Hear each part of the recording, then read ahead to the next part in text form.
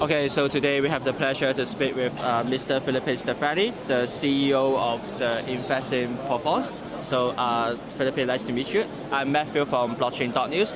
So, I would like to have some interview with Mr. Philippe to have some quick insights on the Belt and Road Initiative regarding what Invest in Provence do, what are the opportunities and what are the regulations, and also how to cope with the different challenges when cooperating with the Belt and Road countries. So, Philippe, so the first question that I would like to ask is like, what is Invest in Provence, and how does your organization work with the Belt and Road Initiative with different corporations? Okay, so the Invest in Provence agency is the official economic board for the Provence region of France.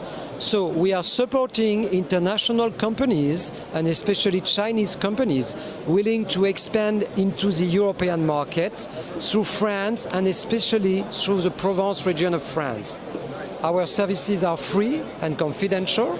We could support Chinese companies in finding the right partners and the right location for their operations. Okay, so how does Invest in Provence identify new opportunities for Belt and Road Initiative for your business expansion? So the main business expansion opportunity within the Belt and Road Initiative in Provence is the fact that the Marseille port is becoming more and more the digital port of Europe toward Africa, Middle East and China. That's to say, today we have 14 submarine digital cable, and we shall welcome the peace cable from China in Marseille.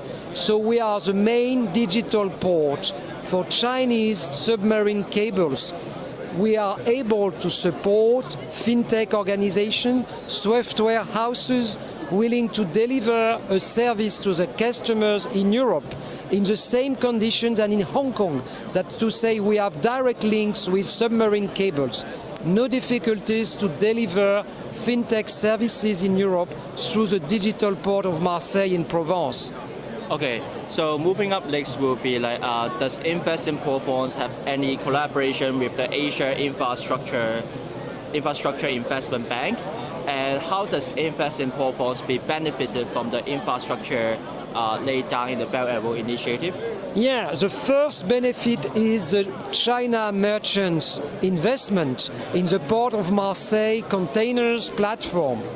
The second one is the largest investment of companies like China Mobile, China Unicom and China Telecom, who recently established their main infrastructures for Southern Europe in Marseille Digital Port.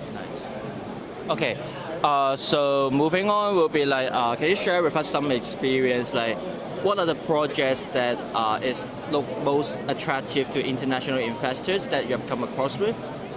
Oh, what is the most attractive for international investors in Provence is the access to the European market. Okay. Because the number of days for logistics to transport goods from China to Europe is 4 days shorter by Marseille with the Red Sea and the Suez Canal route rather than the northern ports. So the best objective of Marseille is to offer a quicker way for Chinese companies to enter European market. Okay, so with recent macroeconomic uncertainty like the China-US trade war and also the Brexit, how does it impact on your project in the Belt and Road Initiative, and how does Invest in Provence manage these risks? Oh, there is a real risk of uncertainty in this period, but we are sure that mainland Europe will still be a strong partner for Chinese companies, because mainland Europe with Germany, France, Italy, Spain, Benelux like Netherlands and Belgium will still keep in touch with stability and willingness to develop business with China. Okay, so the last question would be what is the future roadmap of Invest in Provence? The future roadmap of Invest in Provence is to deliver business opportunities either in logistics or digital business for Chinese companies willing to expand in European market.